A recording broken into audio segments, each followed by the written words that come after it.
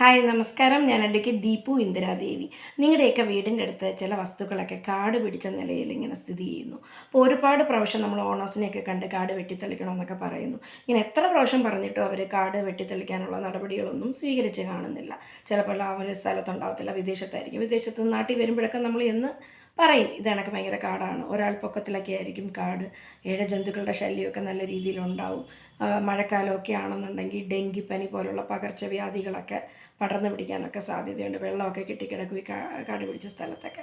അപ്പോൾ ഇത്തരം ഇഷ്യൂസൊക്കെ വരുമ്പം ലീഗലായിട്ട് നമുക്ക് എന്തൊക്കെ ചെയ്യാൻ പറ്റുമെന്ന് ഈ വീഡിയോയിൽ നമുക്ക് ഡിസ്കസ് ചെയ്യാം.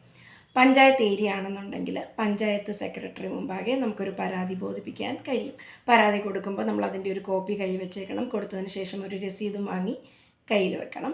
അതുപോലെ തന്നെ നമ്മളത് കണക്ക് മുനിസിപ്പൽ ഏരിയയൊക്കെ ആണെന്നുണ്ടെങ്കിൽ മുനിസിപ്പൽ സെക്രട്ടറിക്ക് ഒരു പരാതി ബോധിപ്പിക്കാം.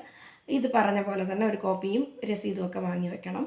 പഞ്ചായത്തായാലും മുനിസിപ്പാലിറ്റി ആയാലും ഓണർക്കൊരു നോട്ടീസ് കൊടുക്കും. ആ നിശ്ചിത സമയത്തിനുള്ളിൽ കാട് വെട്ടിത്തെളിക്കാൻ കാണിച്ചിട്ട് നോട്ടീസ് കൊടുക്കും.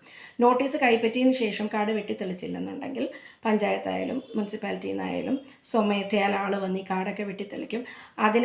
അതിനാവുന്ന ആ കാശൊക്കെ ഉണ്ടല്ലോ, ആ കാശൊക്കെ ഓണറിൽ നിന്ന് അവർ ഈടാക്കി എടുക്കുന്നതുമാണ്.